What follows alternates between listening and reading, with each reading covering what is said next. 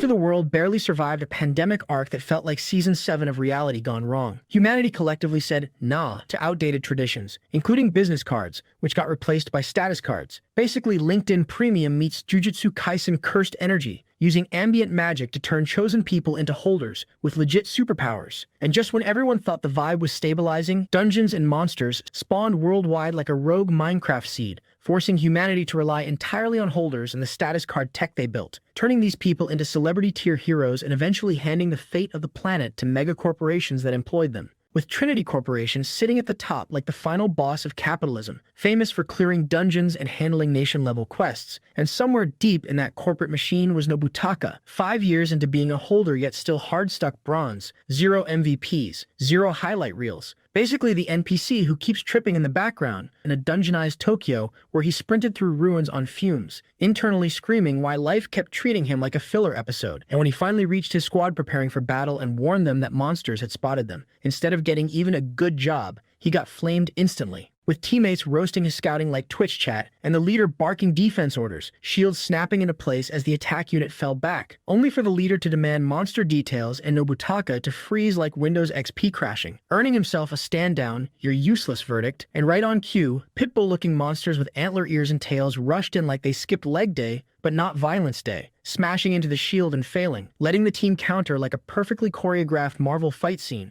Thunder summoning raining down, shining bullet cards popping off, monsters dropping instantly, and while the leader ordered cleanup, Nobutaka tried to be useful for once, activating his Lash Blade skill and flying leg ability, only to lose control and accidentally nuke the team's own shield, triggering immediate chaos as the barrier collapsed and Nobutaka speedran another apology. And when a teammate warned that a monster was charging him directly, panic mode fully engaged, he activated his flying blade again, dark energy pooling under his legs like an anime power-up that never finished buffering. And just as the monster lunged, he face-planted, saved only because another holder speared the creature at the last second like a clutch Valorant play, leaving Nobutaka alive but spiritually deleted. And after the dust settled, the leader publicly dragged him, calling his incompetence legendary in the worst way, while the rest of the team celebrated certification points and rank ups like it was a Discord achievement announcement, praising teamwork and exchanging thanks as Nobutaka stood off to the side in full side character energy, realizing rewards were purely achievement-based, and since he had none, he got nothing, spiraling over his inability to control his skills, his failed scouting, and how he almost got everyone killed, only for the leader to approach and coldly remind him that 5 years had passed without a single accomplishment, and that it was honestly shocking he hadn't been fired yet, telling him to do absolutely nothing, a statement that hit harder than any monster attack, making Nobutaka realize that Trinity Corporation was the only proof his life meant something, and if he lost this job, it was game over, so he silently vowed not to let that happen, but fate clearly didn't care, because moments later a teammate spotted a suspicious passageway ahead, shabby and unstable, scanned for magic like every horror movie character who should know better, found nothing, and moved forward anyway, while Nobutaka, desperate for results, and thinking the trap was too obvious to be real, stepped forward and triggered a hidden mechanism, instantly shocking the team as the floor gave way beneath him, sending him plummeting into the darkness, while the others shouted his name helplessly, his scream echoing through the dungeon as he vanished from sight, officially entering what felt like the start of a main character awakening arc nobody saw coming. After the fall, Nobutaka exhaled like someone who just barely survived a Dark Souls boss with 1 HP, genuinely shocked to still be alive. And as he slowly scanned the unfamiliar space around him, confusion hit hard because this definitely wasn't on the dungeon map, so he called out to his seniors and teammates, voice echoing like an abandoned Discord server, but the silence answered back, instantly triggering the worst thoughts. What if they thought he was dead, or worse, already wrote him off like a useless inventory item? When suddenly a series of glowing lights appeared beside him, making him freeze because at this point glowing anything felt like a red flag, leaving him to wonder whether it was nighttime down here, or just another scam trap like the one that dropped him. And remembering the leader's do absolutely nothing order, he hesitated for half a second before realizing that waiting around would 100% get him fired. So he checked his navigation, accepted that moving forward was his only play, and stepped toward the glowing path, immediately sensing that the entire place screamed, "You are not welcome," and recalling how the previous trap activated from a patterned stone. He decided to be smart for once and stepped on a plain one instead, only for a massive pillar to drop from above like Looney Tunes on nightmare difficulty. Barely dodged as he shouted in pure panic, and when he tried again, multiple pillars began crashing down in sequence, forcing him to sprint like he was in an Indiana Jones chase scene, barely escaping as the trap's chain activated behind him, gasping for breath and realizing that different traps followed different rules, because of course they did. And when he spotted another set of glowing lights ahead, he assumed the light itself was the trigger, moved cautiously, and immediately got proven right as arrows fired from the walls, followed by fire traps and a brutal combo of deadly mechanisms that felt like a dungeon designer taking personal offense, until he finally reached a brief safe zone and muttered bitterly that even his luck couldn't be this bad unless someone was deliberately trolling him, deciding the glowing lights were absolutely designed to ruin his life, and pushing on until the surroundings shifted into something resembling a prison, where he noticed a creepy statue that looked less like art and more like a hidden device straight out of a horror anime, prompting him to search for another exit just as a voice echoed through the space, calling out to one who lacked strength and tempting him to break a seal and gain the power to rule the world, which instantly set off every red alert in his brain. But before he could even process it, the gate behind him slammed shut like a dramatic cutscene, trapping him as the voice warned that time was running out and demanded a choice: break the seal or die there, making Nobutaka realize this wasn't a choice at all, so he forced himself up and ran toward the voice, leaping into a puzzle-filled area like a desperate speedrunner, stumbling and face-planting along the way, but refusing to stay down because dying here would be the most embarrassing end possible. And through sheer stubbornness, he reached the center, where a single business card lay waiting, confusing him because who puts a business card in a death dungeon? And when he picked it up, words appeared offering him a choice: knowledge or kingdom, which he didn't understand at all, but with the voice pressuring him and no time to overthink, he chose kingdom, triggering another choice: glory or victory, to which he chose victory, then beauty or mercy, answered with beauty, understanding or wisdom, picked wisdom, sovereignty or foundation, chose sovereignty or foundation, chose sovereignty, and finally crown or paradise, where he chose crown, ending the rapid-fire questioning and leaving him panting as the voice praised his performance and a massive surge of energy erupted, the card announcing that a seal from the dawn of humanity had been broken as another status card floated toward him, something so rare that even someone cursed with his level of bad luck had never seen one before. And as it instructed him to choose one option and warned that he wouldn't be leaving freely, the energy intensified and something began to form, making Nobutaka shout when he realized the truth. The statue from earlier was moving, standing up and opening eyes so terrifying they screamed final boss energy, leaving Nobutaka frozen in disbelief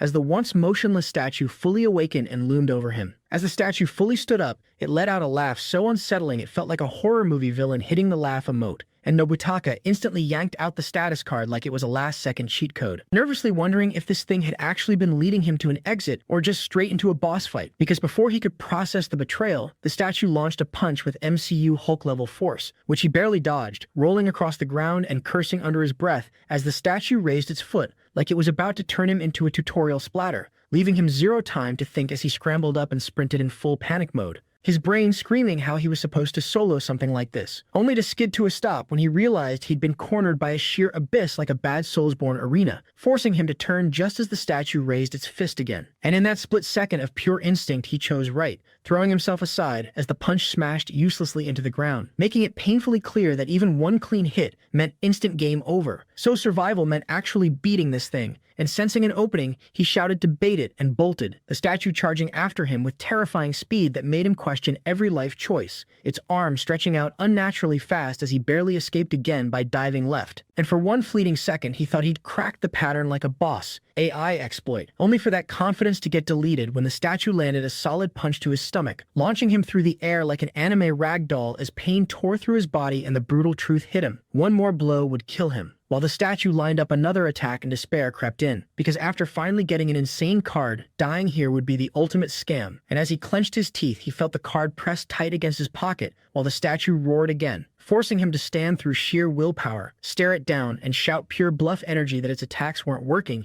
even though his body was screaming otherwise, hurling debris at it like a desperate distraction before running again, telling himself he was done living a life where everything was constantly taken from him, and that he refused to accept that ending, even as the statue kept striking behind him, and the fear of losing everything he'd just gained made him shout that he wouldn't allow it anymore. And then, mid-leap, the card began to glow again, but the statue still clipped him, sending him flying once more. Except this time he landed on a narrow pillar the statue couldn't immediately reach, flooding him with relief as he realized he'd pulled this off on his own and actually yelled out that he'd really done it, standing there trying to figure out his escape route, only for that relief to evaporate when he saw the nightmare continue, because the statue was still moving, and worse, there was another one, as plant-like structures erupted from the ground and he dodged on instinct, leaving him staring at a towering enemy with no path left, and the crushing realization settling in that this time, there really was no escape, and that he was going to die. The statue came at him again. Nobutaka barely dodged, slamming into the ground hard enough to make it painfully clear that at this rate he wouldn't even survive a full minute unless he pulled off a miracle. And before he could recover, the statue was already winding up another attack, his heart dropping when he sensed movement behind him too, and realized the nightmare had gone full Attack on Titan mode with another statue blocking his escape, confirming he was completely trapped.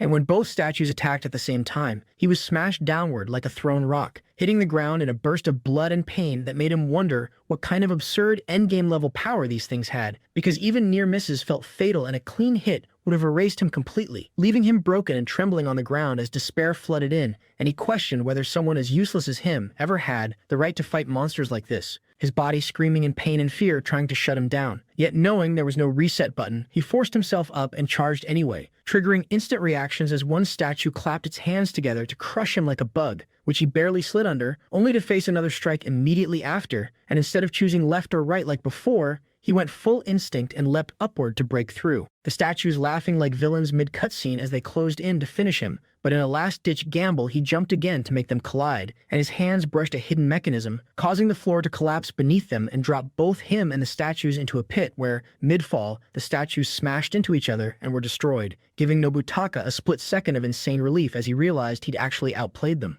Only for the dungeon to immediately say nice try and activate another trap, driving a spear straight through his body as blood spilled from his mouth, and a cold voice echoed that it would not allow him to leave. And barely conscious but refusing to give up, he clung to the hope that he could still survive, only for a surviving statue to grab and crush him further, lifting his mangled body to finish the job until Nobutaka gathered the last scraps of strength he had and roared for it to stop, a shout so raw it froze both statues mid-motion, dropping him to the ground alive but with his legs completely destroyed. And as one statue prepared another attack, the status card finally lit up like a long-awaited anime awakening, announcing that he had been chosen and that its power was now being granted, flooding the area with overwhelming energy as his legs regenerated instantly, and power surged through him so violently that he began to float, the statues recoiling in shock as if the boss music had just switched tracks, and without even knowing how, a sword formed in his hands while they stared in disbelief. And as Nobutaka planted his feet and focused, he felt that same force from his past dagger attacks, the power he could never control, now responding perfectly to his will, unleashing a storm of slashes in a blur so fast it felt unreal, ending everything in an instant as both statues were cut down, leaving the mysterious presence watching him finally acknowledge him with surprise, while Nobutaka stood calm and fearless amid the chaos, the business card in his pocket declaring him the chosen one and recognizing him as its rightful owner. And as that power continued to roar inside him, the entire place began to collapse like the end of a season finale. After what felt like a forced respawn, Nobutaka finally regained consciousness and, half delirious, thought he'd somehow reached the exit, mentally begging the card not to fumble at the finish line, only to hear frantic voices yelling that someone had collapsed, which snapped him back as he realized his teammates were surrounding him, shaking him and calling his name like a dramatic K-drama wake-up scene. And when he slowly opened his eyes, the team leader anxiously asked if he was awake and injured, while Nobutaka, still buffering, asked why everyone was there, prompting the leader to demand an explanation for how Nobutaka fell into a trap and then randomly reappeared when the dungeon started collapsing for no apparent reason. And trying to make sense of it himself, Nobutaka checked his status screen only to get hit with the biggest plot twist yet. There was nothing there, no record of the traps, no statues, no near-death speedrun, just a blank screen like the system hard reset him, and standing there, he desperately explained that after falling he'd faced endless traps, a massive hall, a pedestal, and two giant statues that tried to end his existence, only for the team to immediately dismiss it as concussion-induced nonsense, telling him to stop hallucinating and pointing out that if he'd really cleared a hidden engine, he wouldn't have 0 points, mocking him as they told him to check his name card and stop making excuses before heading back to headquarters without him, leaving Nobutaka alone staring at the card in his hand, knowing it was the same business card he'd obtained earlier and that none of it had been a dream. Yet when he checked its status, it showed a nameless F-rank card with deployable skills that didn't actually exist and 0 readable information, making him bitterly conclude that everything he'd survived amounted to absolutely nothing. And back at Trinity Corporation headquarters, the entire team stood before Ashita, a master rank holder with 12 years of service, a titanium-coated B-rank business card, and a skill called Hero Uprising that sounded like it came straight from a gacha banner, as he tore into them for taking too long on a low-level dungeon, yelling that time was the company's most precious resource and that unreliable employees were useless, while whispers spread that he was in a foul mood after losing a promotion race to the chief rank holder. Yoshito Imada, the ultra-rich guy with a rare card and a flashy skill named Flash Explosion of Gold Mine, that screamed final boss capitalism. And as Ashita dragged the lecture out and announced it would last 2 hours, some employees muttered that the team deserved it, especially Nobutaka, before Ashita demanded their results, tearing into one member for slow monster clears and then freezing the room when Nobutaka hesitantly reported 0 achievements, prompting Ashita to ask how long he'd been employed, and then explode upon hearing 5 years, calling Nobutaka a waste of time and the department's garbage, triggering nervous laughter that Ashita instantly shut down as he scolded the entire group, declaring that Nobutaka's failure reflected on all of them and that they were responsible by association, before dropping the word termination like a nuke if Nobutaka didn't show results by the end of the day, sending fear spiraling through him as employees whispered in panic, until one colleague stepped forward and bluntly declared that having Nobutaka was the greatest stain on his career, bowing deeply to apologize and asking for Nobutaka to be given one last chance, which led to a shocking suggestion: the headquarters basement engine dungeon, a place so dangerous most people barely acknowledged its existence, arguing that Nobutaka wasn't talentless, just opportunity-starved, and that the basement dungeon had forged strongholders before, making it his final gamble, with Ashita doubting he could survive alone until the man insisted growth only came through trials, and that Nobutaka only needed to bring back one item, shifting all responsibility onto him. And after a tense pause, Ashita agreed, granting Nobutaka special permission to enter the basement engine with a same-day deadline, leaving Nobutaka trembling as the decision was finalized, thanking Ashita through his colleague while Ashita dismissed them and ordered Nobutaka to begin immediately. And as everyone else left, Nobutaka stood frozen, asking Yoshito what this really meant, only to be told to do his best because he was one of them. And left completely alone, Nobutaka stared ahead in silence, knowing the headquarters basement dungeon awaited him and that he would have to face it today by himself. After Ashita dipped like a toxic manager exiting a meeting, the office went dead silent as everyone started filing reports while side-eyeing Nobutaka, standing off to the side like the before picture in a tragedy edit. And inside his head, it was pure chaos, because being sent solo into the headquarters basement dungeon felt less like a mission and more like a Netflix true crime cold open. Anger and panic mixing as he wondered what he was even supposed to do with the timer ticking down, forcing himself to move before he froze completely and bolting out while behind him. Teammates cornered Yoshito, questioning if he actually understood how insanely dangerous the basement dungeon was since nobody had ever fully cleared it, to which Yoshito calmly replied that he knew exactly what it was, explaining that only a handful had ever come back and those who did returned. Different, like anime characters after touching forbidden knowledge, prompting one teammate to accuse him of straight-up hating Nobutaka, which Yoshito denied, saying that if Nobutaka came back alive, he'd be a winner. But then dropping the coldest take imaginable by adding that results require talent, not effort, and Nobutaka simply didn't have it, because that's the line separating winners from losers. Meanwhile, Nobutaka stormed down the stairs toward the basement, frustration boiling as he cursed how deep this place even went, checking his system and seeing he was still hard-locked as the lowest rank holder with an F rarity issued card and a single sad skill, Flying Blade. Basically starter gear energy, reminding himself that whatever card was set as his business card dictated what he could actually use, that inactive cards were useless, and that rank decided how many skills you could equip. Meaning as bottom tier, he was stuck with one skill, while the nameless card he'd obtained earlier remained completely unusable until he finally reached the bottom where a security guard recognized him instantly, commenting that he'd heard about Nobutaka's situation and that his luck was genuinely cursed, opening the dungeon door after warning him that only 7 people had ever returned and none had conquered it, with everyone else simply vanishing. But Nobutaka confirmed he was going in anyway because getting fired was worse than dying, prompting the guard to share the only intel available, that the unique item was rumored to be a book and every survivor had come back with, and to tell Nobutaka to leave immediately if he found it, wishing him luck like a man sending someone into a horror movie. And as Nobutaka stepped inside and the door slammed shut, the system info popped up like a death sentence. A rank danger, 0% survival rate, 7 returns out of 721. Unknown monsters. Retrieve the unique item, making him reflect bitterly on how dungeons had appeared out of nowhere and how Trinity, famous for its insane clear rates and rewards, somehow still had an unpurified nightmare sitting under its own HQ.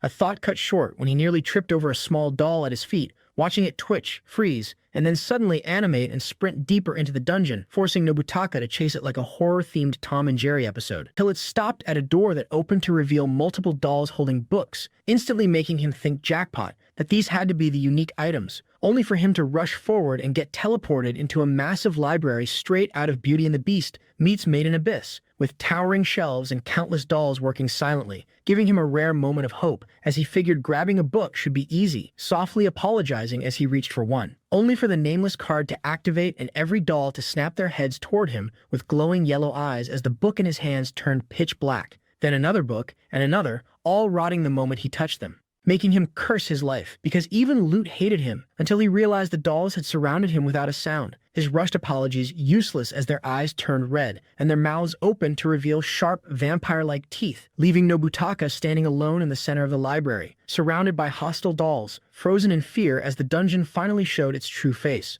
As the dolls finally snapped and charged him, a system notification popped up like a streamer overlay, announcing battle start, warning of multiple hostile reactions with unknown ranks, unknown names, and absolutely zero helpful info, leaving Nobutaka staring like, bro, are these dolls actually monsters? But before he could finish the thought, one of them slammed into him at full speed, sending him flying and instantly teaching him the hard way that these things were running ramming-type skills like discount juggernauts, meaning tanking hits was not an option, so he reacted fast and activated his slash blade skill, slicing through several dolls and gaining a tiny confidence boost when he noticed they only moved in straight lines. Basically NPC behavior, letting him dodge cleanly and cut them down one by one like he'd finally learned the pattern, only for the dungeon to pull a classic bait-and-switch when strange energy suddenly formed and slashed him mid-block, cutting his arm and making him realize that these new enemies, spirit-like things, could still hurt him, so he fired his daggers, confident they'd work, except they passed straight through like he was swinging at lag, making him curse under his breath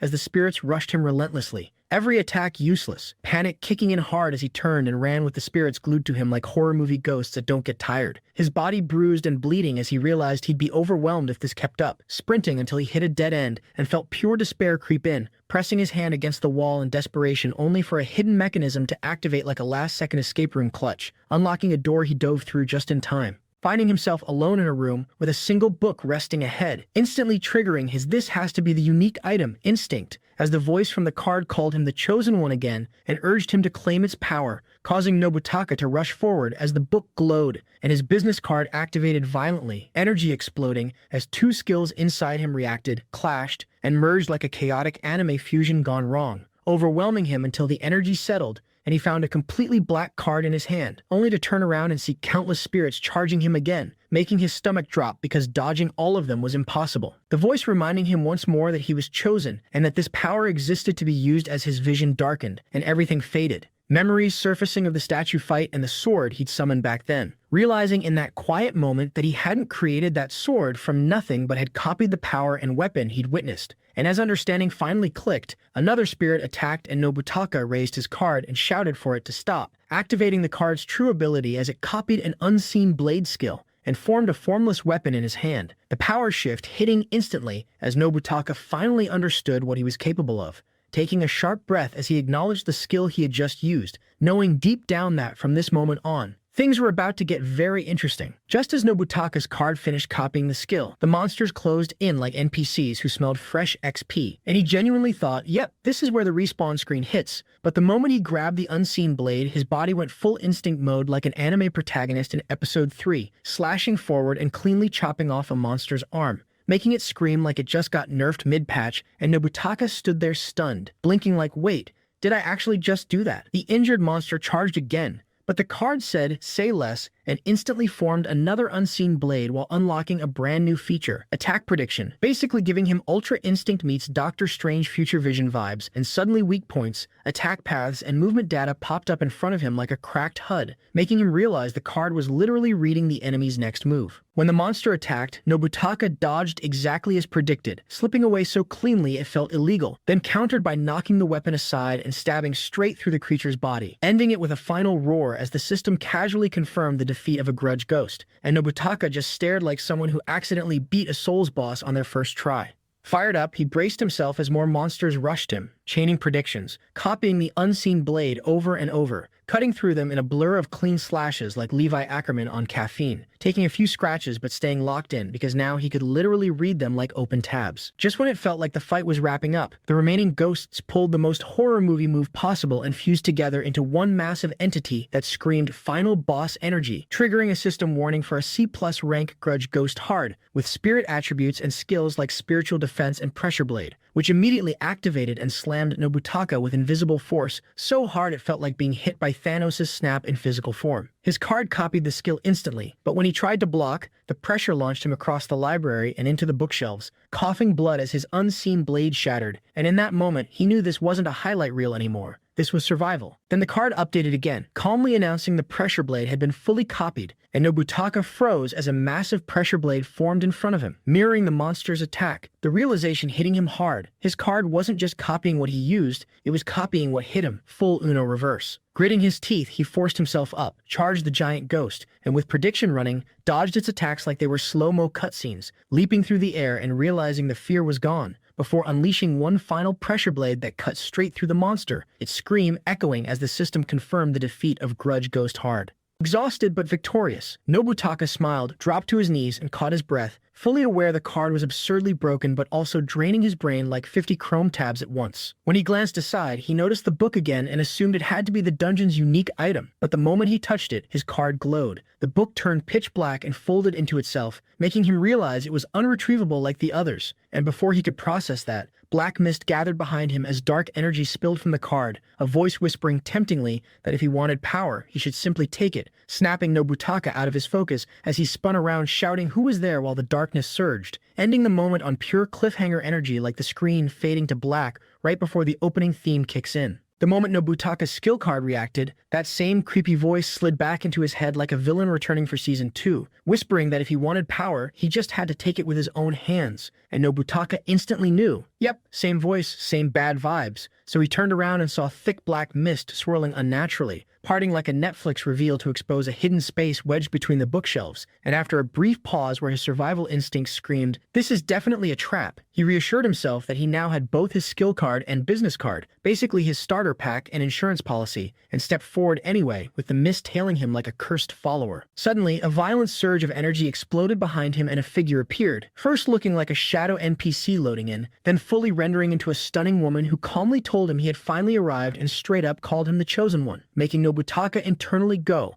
"Wait? Me? Like this isn't a mix-up?" She confirmed it without hesitation, praising him for fighting through hordes of the dead, surviving trial after trial, and crawling all the way here while injured, explaining that she existed solely to grant power to those who reached this place, before casually dropping the lore bomb that she wasn't human at all but a shadow, a living archive meant to preserve and pass down humanity's forgotten past. She explained that this space was created in an ancient era way more advanced than the present, when humans could fly, cure diseases, and actually understand each other, until fear ruined everything. Power got destroyed, sealed, stolen, and humanity was left nerfed and oppressed like a game forced into permanent easy mode. As Nobutaka stood there processing all this like a protagonist getting hit with endgame exposition, she asked if he didn't feel it too, that everyone had hidden power inside them, and his eyes widened as every past failure suddenly made sense, like realizing your save file was corrupted from the start. She told him she had been watching him, spoke about how his power had been unjustly stolen, and how society never rewarded his effort, promising that here, he could reclaim what was rightfully his. And when a shaking Nobutaka asked if she meant his real power, she casually waved her hand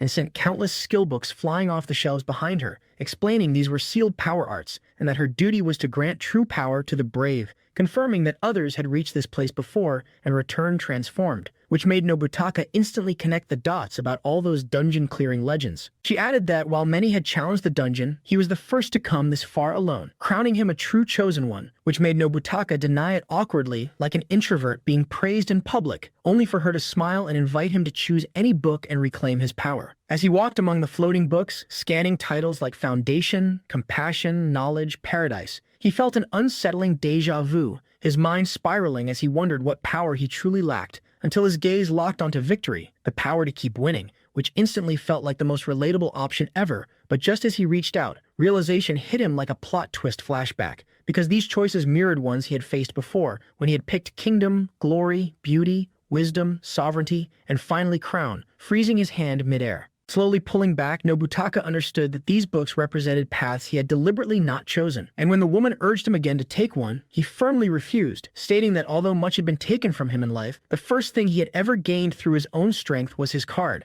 and back then, he had chosen none of these options, questioning whether this whole setup was just an elaborate trap. The smile vanished as the woman's form began to fade. Nobutaka's card erupted in blinding light, and a massive energy surge shook the entire library like a boss awakening cutscene, throwing him into shock as the space trembled violently, his heart hammering as one terrifying thought took over. Just what kind of monster had he triggered now? Nobutaka barely had time to blink before the woman he'd been talking to went full horror mode transformation, beauty dissolving into something straight out of a late-night Elden Ring boss reveal, and that's when it hit him hard. This wasn't an illusion or a fake-out NPC. This thing was very real, and it immediately started mocking him in a twisted, glitchy tone, questioning whether the power he used was ever truly his, the words sounding distorted but the voice itself feeling way too familiar, like déjà vu mixed with dread. As the creature sneered and asked if he seriously still didn't know how to use his own power, it pointed straight at him, called him the Chosen One, and demanded that he accept its power, which made Nobutaka snap back asking what the hell it even was,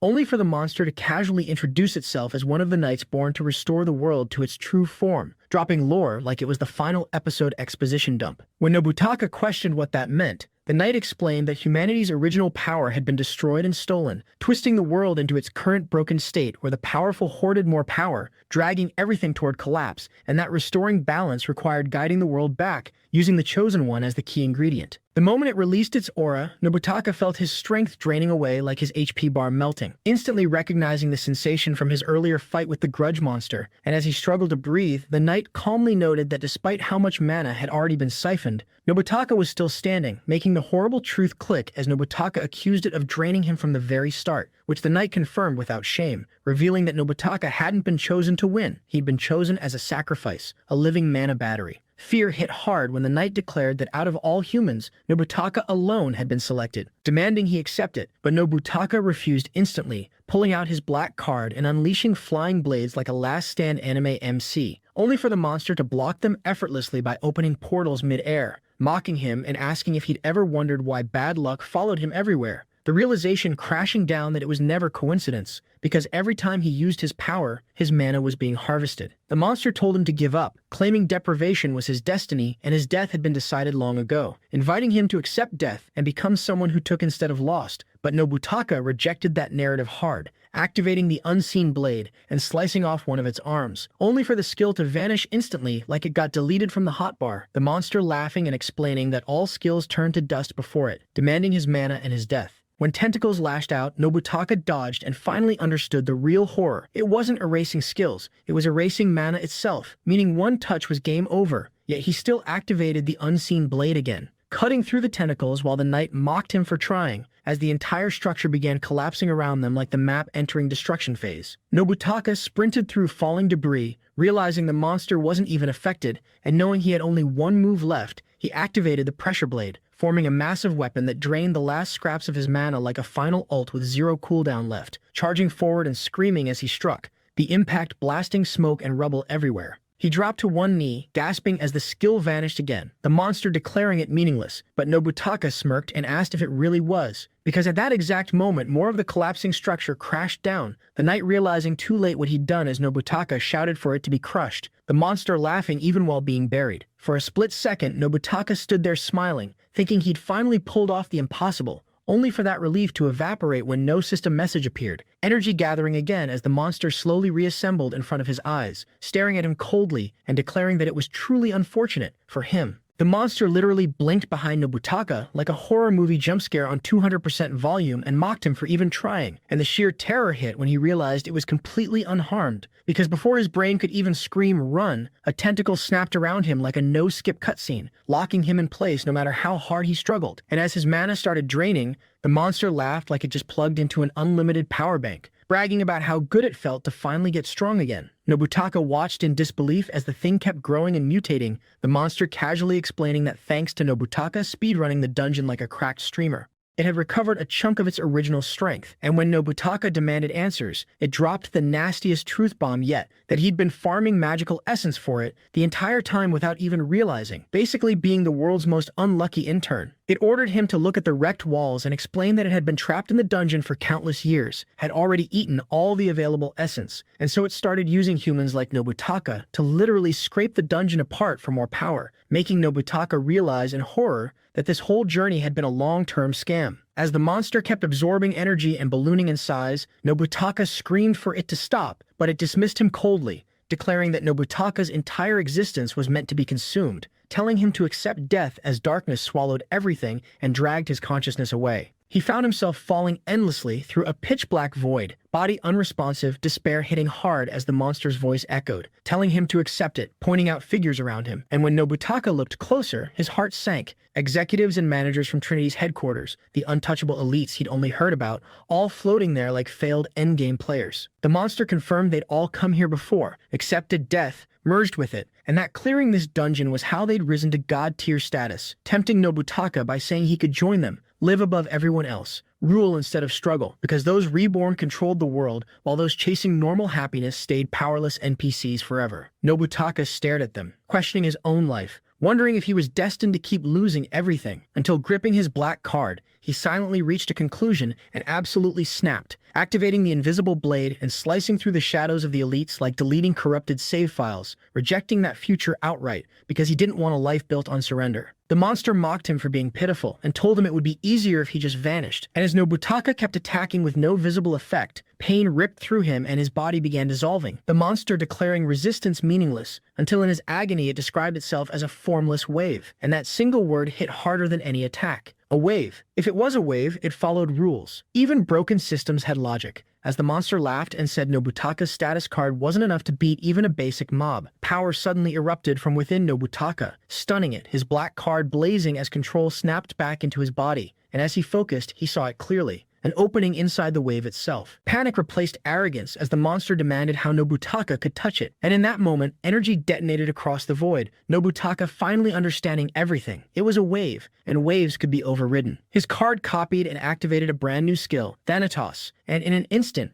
overwhelming waves of power surged forward at insane speed, exploding violently through the darkness like the universe itself just hit reset. Nobutaka didn't hesitate and activated one of Thanatos' sub-skills, Deadly Ripple, and the instant it triggered, the power surged straight into the monster like a shockwave cheat code, making it scream in pure disbelief, as if reality itself had just betrayed it, desperately demanding how Nobutaka was even able to touch it, and whether this power had originally been its own. Before it could process the answer, panic took over, the monster yelling that it was impossible for someone like Nobutaka to wield such strength, only to realize too late that its own stolen power had been absorbed, flipped, and weaponized against it, the ripple tearing through it from the inside as its screams echoed and its massive form began collapsing in on itself like a corrupted boss finally hitting phase 0. In seconds, nothing remained but fragments and falling debris, and Nobutaka stepped forward completely unharmed, his body no longer dissolving, the restraints shattering like glass and vanishing as if they were never there. And when he looked down at the black card in his hand and then ahead,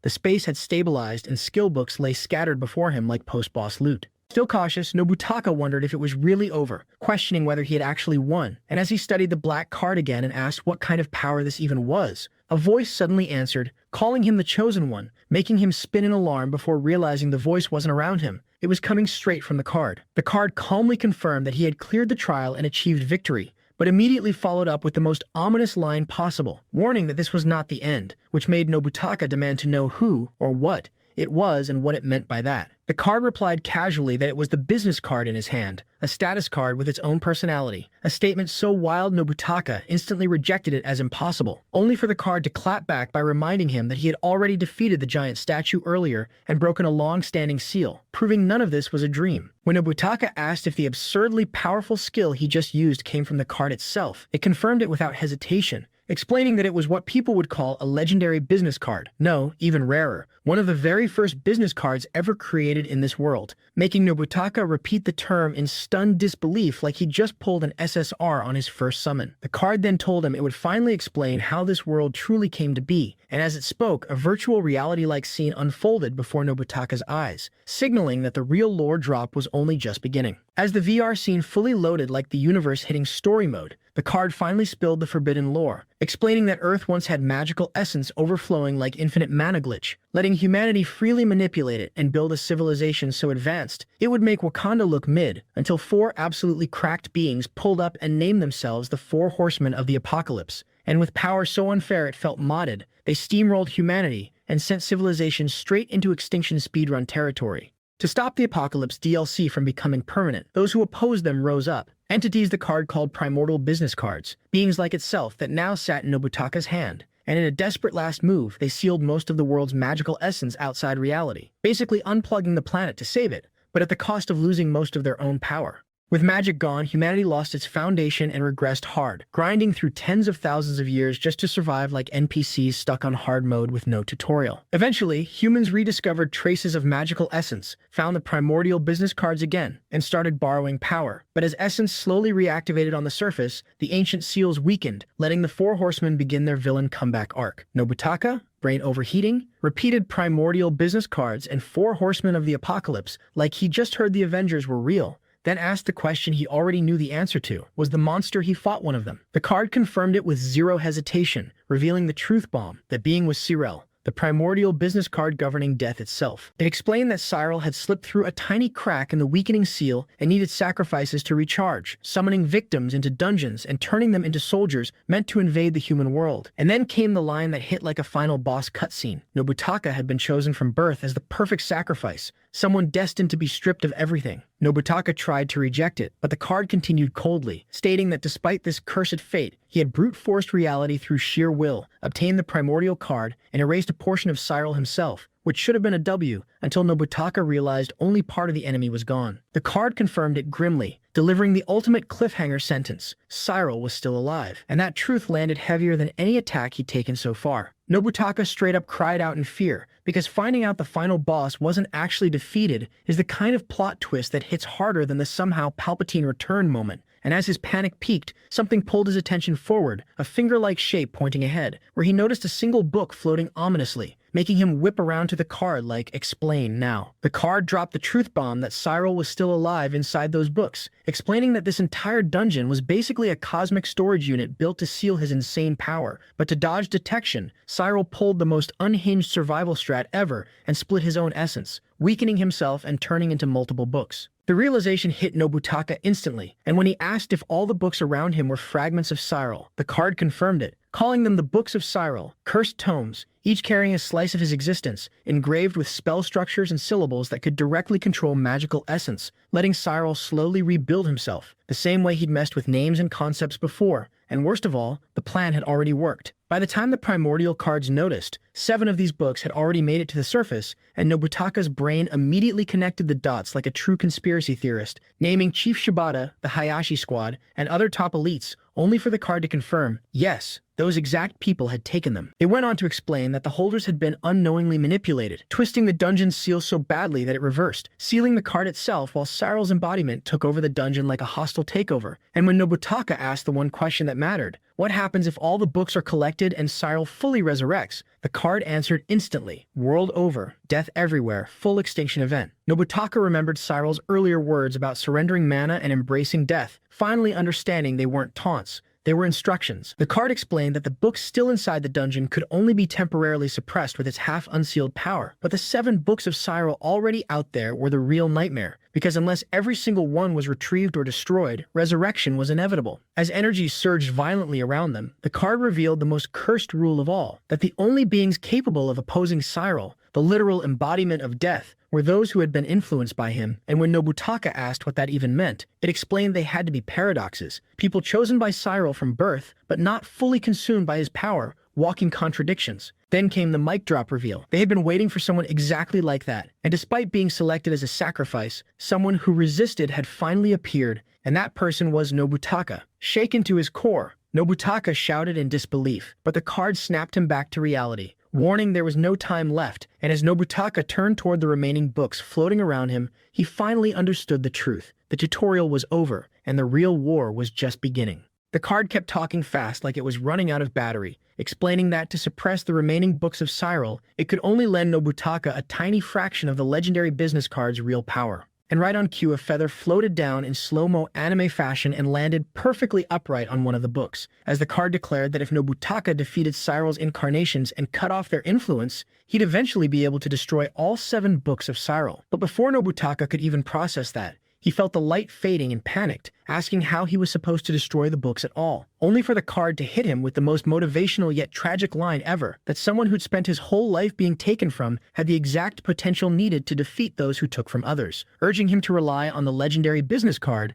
and then silence, the voice disappearing like a mentor dying at the end of Season 1. Nobutaka called out but got no response, the legendary business card settling firmly into his hand as the remaining books sealed themselves, each marked by a feather that suppressed their power, and he instantly understood that whatever presence had guided him was gone for good. Staring at his card, Nobutaka locked in on his immediate objective, retrieve the dungeon item, and as he scanned the area, he realized every remaining book was sealed. Picking one up and noticing there was no reaction at all, meaning the fragment of Sariel inside it had already been defeated. As everything hit him at once, the legendary business card, Sariel the Ruler of Death, the 7 books, the 7 holders, the scale felt insane, like a cosmic storyline meant for someone way more important than him. But at the same time, it finally made sense why his life had always felt rigged, because Sariel had been siphoning everything from him since birth. Gripping the sealed book, Nobutaka made a decision that felt colder and sharper than steel. Whoever had ruined his life from the very beginning would no longer dictate his fate. And this time, he was taking everything back. Smash cut to Trinity Corporation headquarters, where corporate hell was in full swing as Ashita stormed through the office barking like a villain in a workplace K-drama, yelling that it was already too late in the day and ripping into an employee, questioning whether their work even mattered, only for the poor guy to explain it was assigned by a section chief yesterday, which made Ashita snap harder, ranting about outdated instructions and saying blindly obeying superiors didn't make anyone elite, while employees whispered among themselves about how he was literally contradicting yesterday's orders. Just as the tension peaked, a shout cut through the room when someone on the phone yelled that Nobutaka had returned, freezing the entire office, including Ashita, as the report continued with 2 words that hit like a bass drop: mission completed. The doors opened, Nobutaka walked in calmly. Ashita demanded confirmation, and Nobutaka simply raised the book with a chill smile and said he'd brought back the dungeon item exactly as instructed, causing Ashita's face to twist into satisfaction while shock rippled through the office, except for one person grinding his teeth in barely contained rage. And far away from headquarters, deep in the shadows, fragments of Sariel's power still pulsed within the other book holders, mana glowing ominously in the darkness, quietly reminding the world that this story was nowhere near finished. Nobutaka stepped forward like nothing crazy had just happened, and calmly reported to Ashita that he'd brought back the dungeon item as ordered, instantly nuking the office atmosphere into stunned silence, because nobody was expecting a mission-complete speedrun, and Ashita snapped, demanding how the hell that was even possible in such a short time before suddenly shouting Nobutaka's name so loud it triggered Nobutaka's fight-or-flight reflex on instinct. Then came the plot twist. Ashita's face flipped from rage to pride faster than a corporate mood swing meme, and instead of scolding him, he loudly praised Nobutaka, declaring this was what a true elite looked like, patting his shoulder like a CEO who just found a unicorn employee, saying only real elites could execute orders this perfectly, while Nobutaka, internally screaming but externally polite, apologized out of habit and thanked him like a trauma-trained salaryman. His teammates were absolutely flabbergasted, watching this like a glitch in the Matrix, and Ashita turned to the whole office telling everyone to learn from Nobutaka, reminding them that no one had returned from the headquarters basement dungeon in 5 whole years, which instantly detonated the room into chaos. Employees whispered like Reddit threads come to life, wondering if Nobutaka had been hiding god-tier stats all along, and despite knowing they shouldn't pry, curiosity won as his teammates swarmed him asking how he got the item, what the dungeon was like, and how he survived, with a few salty ones accusing him of sandbagging his power this whole time. Nobutaka trembled trying to answer, but before he could explain, someone yelled that it was impossible. Others muttered that this basically guaranteed a promotion, and one jealous colleague straight up snapped and shouted that he'd kill Nobutaka, only to get instantly restrained like a villain getting written out early. Meanwhile, elsewhere in the room, a quiet smile appeared on the face of Hayashi, a master rank holder and head of the Special Strategy Division, his antique A-class status card radiating menace, primary skill unknown, and the moment Nobutaka noticed him, unease crawled up his spine because he instantly recognized Hayashi as one of Sariel's puppets. Ashita spotted Hayashi and greeted him, making Nobutaka's tension spike as he wondered why Hayashi was here and whether he knew what really happened in the dungeon. But before Nobutaka could spiral further, Ashita demanded to know why Hayashi had suddenly shown up, only for Hayashi to ignore him completely and calmly order an employee to hold a tea kettle for him, the poor guy trembling like an extra in a thriller while Ashita shouted again and still got ignored. Then Hayashi finally turned to Nobutaka and casually said he'd been waiting for him and welcomed him back, sending chills straight down Nobutaka's spine as he thanked him politely while wondering if Hayashi knew the truth or was still dancing on Sariel's strings. Whispers exploded across the office as everyone realized Hayashi had personally called for Nobutaka instead of summoning Ashita, and the implication hit like a hammer. Nobutaka was being transferred to Hayashi's division, while across the room the jealous colleague shook violently, gripping the tea kettle so hard his knuckles went white, one single name echoing in his head like a curse he couldn't escape. Nobutaka.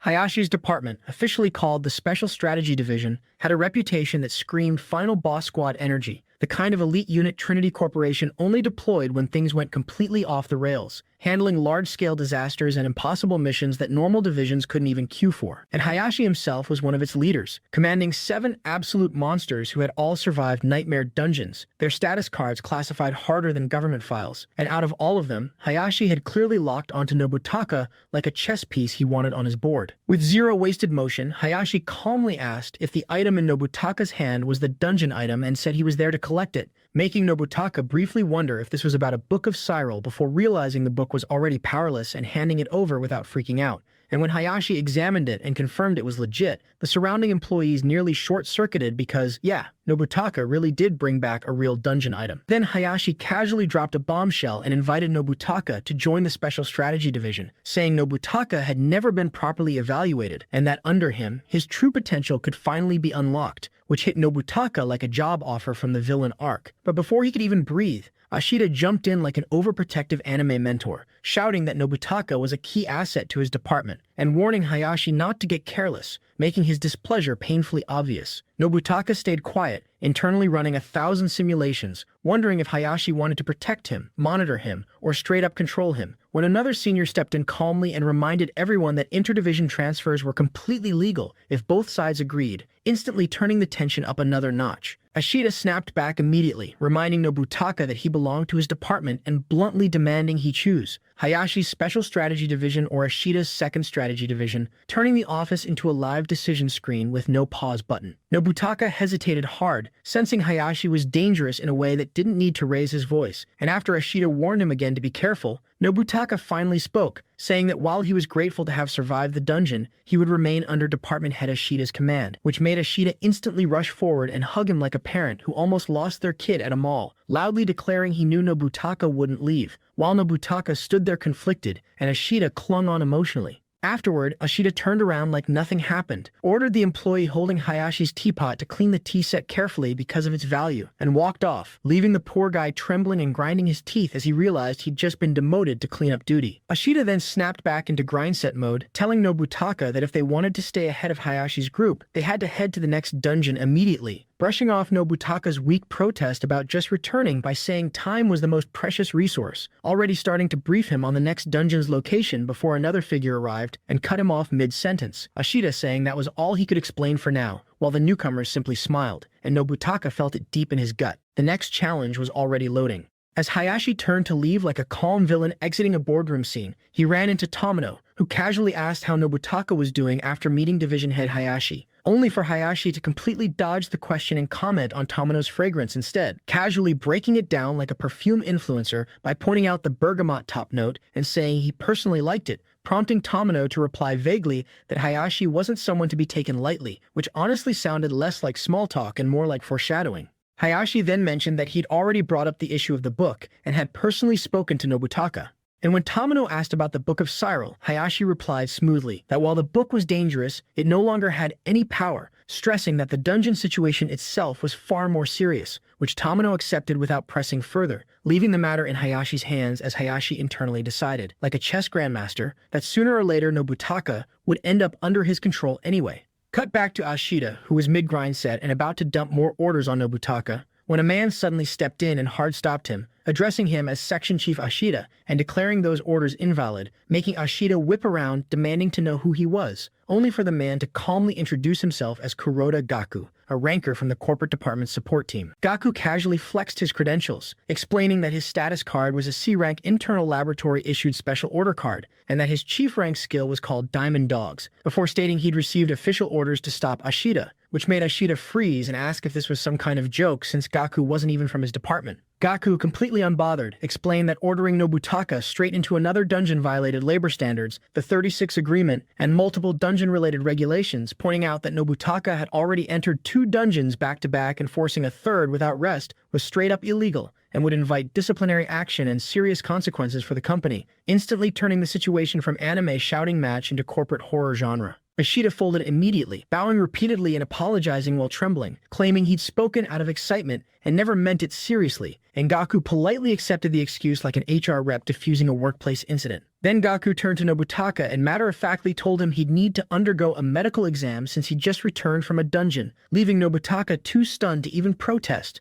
as Gaku apologized to everyone for the disruption and escorted Nobutaka out. Behind them, Nobutaka's furious colleague stayed behind, fists clenched and soul crushed, still stuck cleaning the tea set like Karma working overtime, while outside. Nobutaka sincerely thanked Gaku for stepping in, only for Gaku to reply that Nobutaka had been far too obedient to Ashida and everyone else until now, before asking in a serious tone whether Nobutaka was actually okay and how he'd survived such a dangerous dungeon, making Nobutaka fall silent for a moment, then step forward and say there was something he wanted to ask Gaku instead, ending the scene with pure, next episode loading energy. The scene hard cut to the 23rd floor laboratory of Trinity Corporation's headquarters, the kind of high-end research zone that screams final arc tech, where as an industry leader, Trinity ran its own advanced labs to study holders and status cards, constantly stress-testing bodies, cooking up new skills, and scouting broken talents, basically running a real-life gacha system with terrifying efficiency. Inside an empty testing room stood Nobutaka alone, while behind a reinforced observation window was Gaku from corporate support, telling him to rest because he was still injured, only for Nobutaka to shut that down instantly and say this had to happen now, and that Gaku was the only person in the entire company he trusted with this, which earned a small smile from Gaku as he agreed, warning this would be the final test before activating the system and announcing the trial like a calm announcer before chaos. Standing center stage, Nobutaka pulled out his legendary business card, locked in, and activated his old bottom-rank skill, Slash Blade, casually slicing through the test drones and deleting them in seconds, making Gaku stare in shock and praise him for finally escaping bottom rank, though Nobutaka barely acknowledged it, saying that wasn't what he was here to confirm. Without pause, he activated another skill, an unseen blade forming in his hand, and when he slashed, the reinforced test targets folded like cardboard, making Gaku's eyes widen as he demanded to know when Nobutaka even got a skill like that. Nobutaka didn't stop there and activated yet another ability, summoning a massive pressure blade, shouting a warning before bringing it down, and the moment it hit, the room got absolutely nuked, destruction rippling outward as alarms blared and the monitoring system freaked out, flagging the attack as master rank level, leaving Gaku completely speechless, shaken and unable to process how Nobutaka had stacked so many skills, let alone master rank ones. Gaku called out in disbelief, but Nobutaka stayed silent, focused razor sharp, before finally activating one last skill, Thanatos, Fatal Ripple, as blinding waves of light began surging violently through the room. Realizing this had gone way past test and straight into evacuate immediately, Gaku rushed to open the door, shouting to ask what kind of skill Nobutaka was using, only for Nobutaka to turn urgently and warn him that it was already too late. The second Gaku stepped into the room, Nobutaka's fully charged, endgame-looking skill just poofed out of existence like a lag spike deleting your ult, making Nobutaka freeze and think, wait, did my skill just get hard-cancelled mid-cast? While Gaku stared at him in pure disbelief and demanded how on earth he'd managed to fire off something that looked straight out of a final boss cutscene. Nobutaka wondered if Gaku genuinely had no idea how his skills worked, but honestly felt relieved the room hadn't been atomized, quickly checking his business card before deciding to info-dump everything like a protagonist, finally trusting the right NPC. After listening carefully, Gaku summed it up with researcher brain turned on, saying Nobutaka was basically claiming he'd merged his business card with others to use multiple skills at once, something that should have been flat out impossible, and Nobutaka calmly replied that without that ability, he'd be dead in the dungeon, no debate. Gaku pointed out how insane it all sounded, a mysterious device guarded by a giant statue, a knight governing death, and a founder-level business card sealed inside a dungeon like some ancient DLC, but Nobutaka doubled down, insisting it was all real and begging him to believe it. That's when Gaku got serious and said that was exactly why they had to investigate immediately, because as a researcher there was no way he could ignore something like this, especially that final skill Nobutaka had just tried to use, and with a faint, excited smile he agreed to help and told Nobutaka they were heading straight to the lab, which Nobutaka accepted without hesitation. As they walked, Nobutaka reflected on how they'd joined Trinity around the same time, back when talent was everywhere, remembering how his first dungeon mission ended with his skills failing and him freezing in fear, while Gaku pivoted into lab research and steadily climbed the ladder, making Nobutaka realize that Gaku was one of the only people in the company he truly trusted. They soon arrived at Trinity's most secure zone, the status card research room, where Gaku scanned his credentials, ushered Nobutaka inside like a VIP, and explained this place was isolated, heavily guarded, and basically untouchable, logging them in privately and asking Nobutaka to place his status card on the analysis table. Nobutaka did as told, while Gaku silently wondered how someone labeled bottom rank could wield power like that. And when the scan finished, the display suddenly flashed, revealing something so absurd both of them froze. The card registered as F rank, with no displayable skills and no readable information whatsoever. Gaku muttered that it made zero sense for a skillless card to output that level of power and immediately ran a deeper analysis, only to completely lock up when the data loaded, because the last updated date showed a number that looked straight out of cosmic horror, over 18 million days ago, and the available writing space was listed as an error with a value so massive it literally couldn't be measured. Gaku stared at the screen in silence, finally admitting that while Nobutaka's story had already sounded unbelievable, this result was on a whole different level, because with current technology, the card couldn't even be properly analyzed, leading him to one chilling conclusion, that the card had been created millions of years ago, leaving Nobutaka standing there speechless, realizing the truth might be even bigger than he'd feared. And Gaku wasn't done yet, adding that this wasn't even the weirdest part. None of the skills Nobutaka had used were recorded at all, yet the card's storage capacity was billions of times larger than a normal status card, basically a cosmic SSD compared to a USB stick, leading Gaku to theorize that the card used unknown formats way beyond current tech, which slowly made Nobutaka realize this thing was operating on an entirely different rulebook. Then Gaku dropped the real nightmare fuel and warned him about a serious issue, explaining that not only were Nobutaka's skills unrecorded, but none of his dungeon actions were logged either, meaning no matter how many bosses he beat or miracles he pulled, his record would permanently show 0, like beating Elden Ring blindfolded and the system still saying tutorial not completed. Nobutaka freaked out and demanded why this was happening, and Gaku explained that all holders' actions were normally recorded through their status cards and sent to the company as official achievements, but since Nobutaka's black card didn't follow standard formats, nothing he did could ever be recognized. Shaking, Nobutaka asked if it could be fixed by replacing or exchanging the card, only for Gaku to shut that down immediately, warning him not to even think about reporting it as a fusion of company-issued cards, because company regulations were brutal. If a headquarters-issued status card was damaged or unusable, the employee would be automatically terminated, and that single word hit Nobutaka harder than any dungeon boss ever had. Later, Nobutaka walked home in complete silence, replaying everything as Gaku told him to keep the secret between them, promising to investigate further but admitting there was no solution for now, apologizing and asking him to endure just a little longer. Alone, Nobutaka stared at his black card, wondering if this really was the legendary business card and whether he, someone whose achievements would never be recorded, could actually stop Sariel's conspiracy. The next morning, Trinity's executive floor erupted as Ashita yelled that a new dungeon infiltration mission had arrived, declaring that Hayashi's Special Strategy Division wouldn't be allowed to flex on them any longer. The team responding on cue while Ashita launched into his usual rant about adaptation and time being the most valuable resource, even as some employees mentally groaned and others silently thought he was the one wasting it.